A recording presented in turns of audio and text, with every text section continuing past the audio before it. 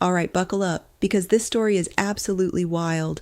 A Fed chairman, a Supreme Court boss, and a DC federal court chief judge, no, they didn't literally meet anywhere, but within just 48 hours, all three of them separately stood up, looked Donald Trump dead in the eyes, and basically said, "Not today." And when that happens all at once, that tells you the wheels are completely flying off Trump's wagon, especially while he's also embarrassing himself on the international stage. The guardians of America's money system and legal system have officially had enough of staying silent. They're talking now, openly, publicly, and without apology.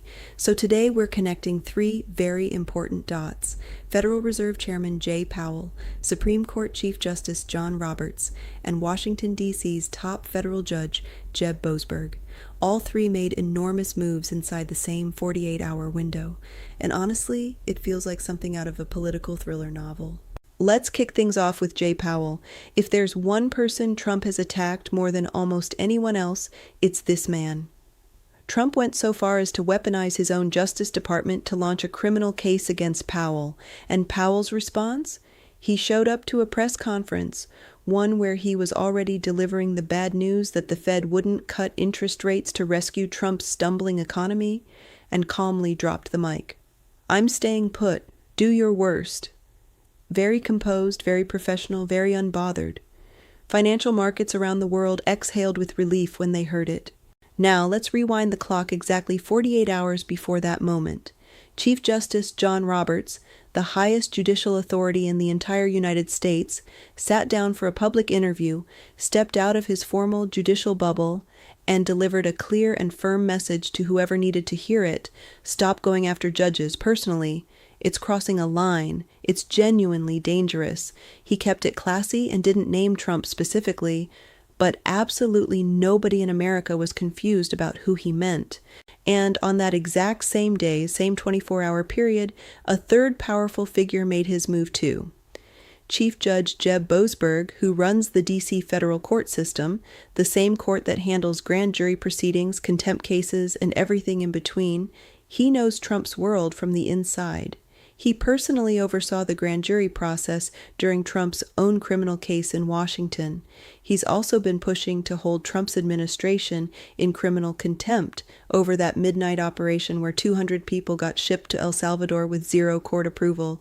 Boasberg looked at the criminal investigation Trump's DOJ launched against Jay Powell, and he didn't just question it, he demolished it. He ruled it was started in bad faith from the very beginning, declared there was no legitimate evidence against Powell whatsoever, and wiped out every single grand jury subpoena in one clean sweep. And he made sure to document every single time Trump had publicly attacked and pressured Powell, painting a very clear picture of what this investigation was actually about. In the entire sweep of American history, there has never been a moment like this, where the nation's top central banker, the nation's top judge, and the nation's top D.C. court chief all independently fired back at the same president within a single 48-hour stretch. I'm Michael Popak, and you're watching this story unfold right here on the Midas Touch Network. Real quick, while you're here and engaged, please tap that free subscribe button over on Legal AF YouTube. Independent journalism and commentary genuinely needs your support. Now let's go deeper. I'm going to walk through this backwards, starting with Jay Powell and working our way through. Jay Powell is essentially the human firewall standing between the American economy and complete disaster right now. Without his steady hands on the wheel at the Federal Reserve, everything you're already feeling, the pinch at the gas pump, the sticker shock at the grocery store, the quiet desperation on American farms, the economic engine misfiring and sputtering, all of that would be dramatically worse. Powell has been the anchor keeping America financially connected to the global economy, while Trump's policies rattle everything else. The reason Trump despises Powell so deeply comes down to one word: control. The Federal Reserve's Board of Governors has 7 members. To steer monetary policy through the powerful 12-person Open Market Committee, the group that actually decides interest rate moves, Trump needs 4 of those 7 governors in his corner. He doesn't have them. And Powell, sitting at the head of that entire structure, has consistently refused to let political wind blow the Fed off course. Powell's chairmanship was officially scheduled to wrap up on May 15th, roughly 6 weeks from now. But waiting 6 weeks wasn't good enough for Trump. He wanted Powell out immediately. He got on every available platform, social media, press gaggles, helicopter departures, Air Force One walkways, and called Powell stupid, called him dumb, called him slow, accused him of costing American citizens billions of dollars. Classic Trump. And as always with Trump, it was textbook projection. But here's what Trump fundamentally miscalculated. When you take a deeply intelligent, quietly dignified person and throw everything you have at them, all you actually do is harden their resolve. You wake up something stubborn in them. You could see it building if you watched the 2 clips that came before that final press conference. Powell wasn't wilting. He was digging in. The first clip, Trump ambushed Powell during a live televised tour of the Federal Reserve building construction site. He tried to make it look like Powell was connected to some kind of financial wrongdoing, waving around inflated cost numbers like he'd uncovered a scandal. And Powell? He just stood there, completely unruffled, and systematically corrected every single number Trump threw at him. Calmly, factually, without raising his voice even slightly. It was the kind of moment where one person looks very prepared and very confident, and the other person looks like they brought the wrong facts to the wrong fight. It went something like this. Trump kept pushing these big cost figures like he'd discovered something explosive. Powell kept responding with precision. That building was completed 5 years ago. That's not a new expense. We anticipated these numbers. We have contingency reserves. No, we don't expect further overruns. Every single swing Trump took, Powell deflected cleanly, and you could practically feel Trump's frustration building in real time. That moment clearly festered. So when the public shaming campaign failed completely, Trump escalated. He instructed his Department of Justice and Jeanine Pirro's operation in Washington to formally open a criminal investigation against Jay Powell, a sitting Federal Reserve chairman. The alleged crime? Financial irregularities connected to construction cost overruns on historic Federal Reserve buildings that haven't seen major renovation in over a century. Buildings that Powell, as the monetary policy chairman, has absolutely nothing to do with managing or contracting. It was absurd on its face. When Powell got the news after the holiday break that he was officially a criminal investigation target, he didn't call his lawyer and go dark. He walked straight to a microphone, and what came out of that microphone was not the voice of a frightened man. He laid it out plainly. The DOJ had served the Federal Reserve with grand jury subpoenas tied to his Senate Banking Committee testimony, which had covered the building renovation project. He called it exactly what it was, unprecedented. And he placed it firmly within the broader pattern of threats and pressure the administration had been applying for months. His core message cut right to the heart of it.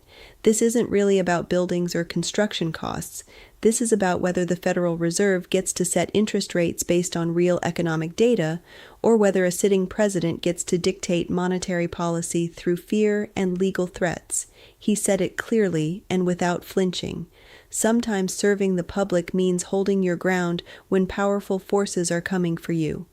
And he would continue doing exactly the job the Senate confirmed him to do with integrity for the American people. But in trying to destroy Powell, Trump ended up destroying his own plan. His chosen replacement, a man named Kevin Warsh, is now completely stuck in political quicksand. Republican Senator Tom Tillis of North Carolina, who sits on the Senate Banking Committee responsible for confirming a new Fed chair, has drawn a very clear line in the sand. He will not vote to confirm anyone while a criminal investigation is actively hanging over Powell's head like a storm cloud. No confirmation hearing is moving forward. Warsh isn't getting confirmed before May 15th, not even remotely close. Fast forward to what should have been a completely unremarkable press conference. The Fed had just voted 11-1 to hold interest rates steady, refusing to slash them just to cushion the economic damage from Trump's chaotic tariff policy. Routine stuff. But then a reporter asked the question the whole country was waiting on. Powell, are you staying past May 15th or are you walking out the door? Powell answered without missing a single beat. He said the law is perfectly clear.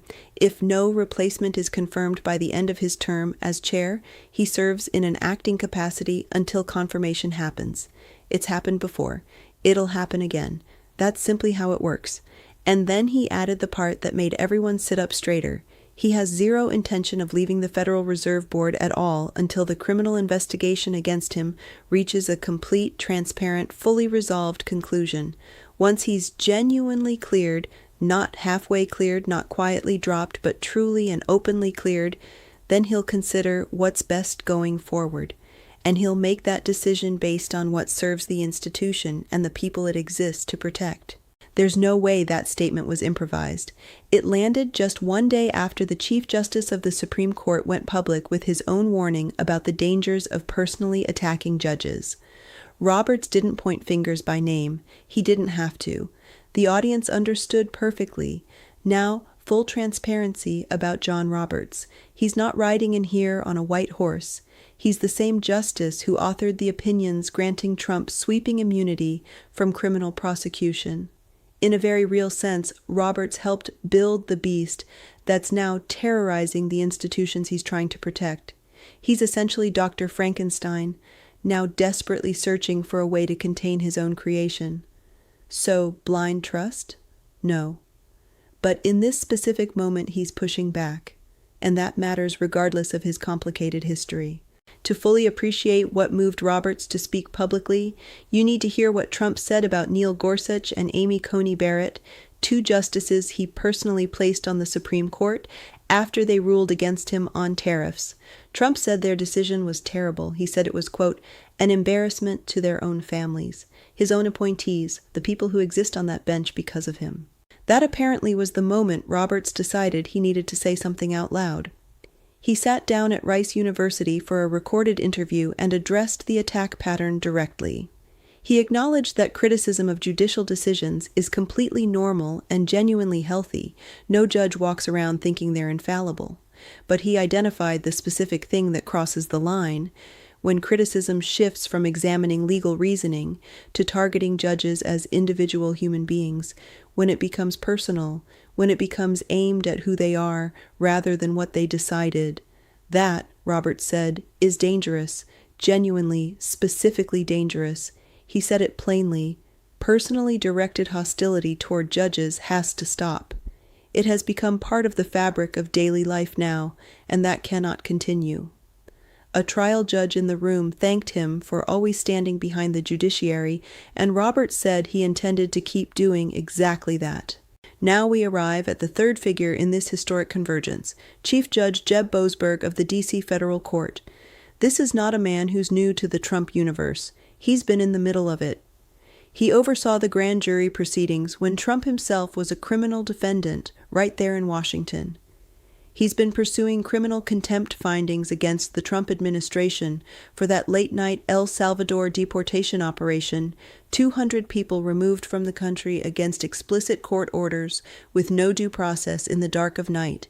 Boasberg has seen things, and when Jay Powell and the Federal Reserve filed their legal challenge against those DOJ grand jury subpoenas, the ones tied to a criminal investigation over cost overruns on buildings that are literally 2 centuries old, Boasberg responded in a way that stunned legal veterans.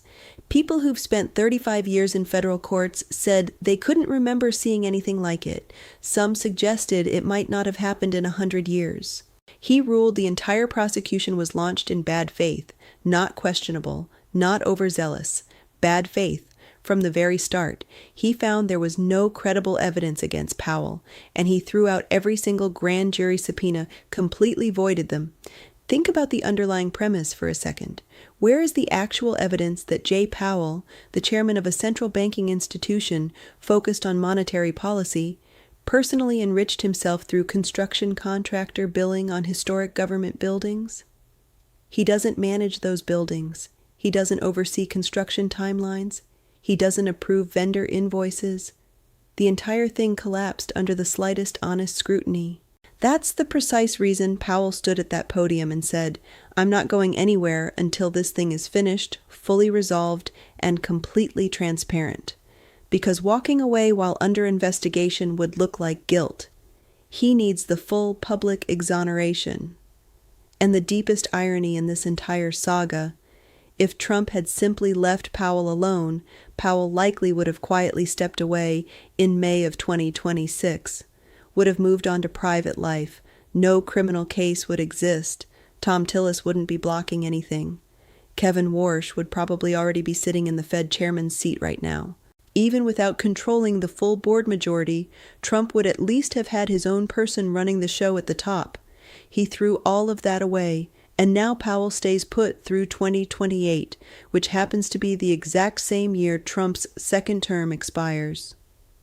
Meanwhile, the other Fed governors not appointed by Trump have terms stretching out to 2032, 2036, and even 2038.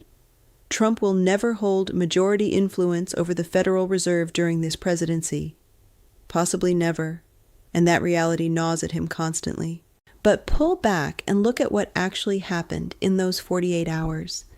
The chairman of the Federal Reserve, the Chief Justice of the United States Supreme Court, the Chief Judge of the D.C. Federal Court System, three completely separate, completely independent figures, each operating in their own lane, all pushing back against the same president within the same 2-day stretch. That is not something American history has a precedent for.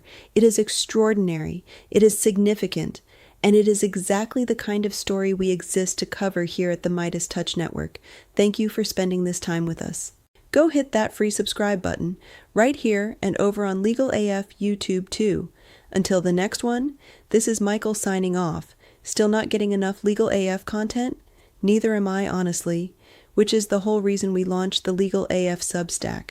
Every court filing, every oral argument, every document we reference in these segments, it all lives over there so you can read the primary sources yourself. Plus, I put together a daily rundown called, and yes, the name is exactly what you think, Morning AF.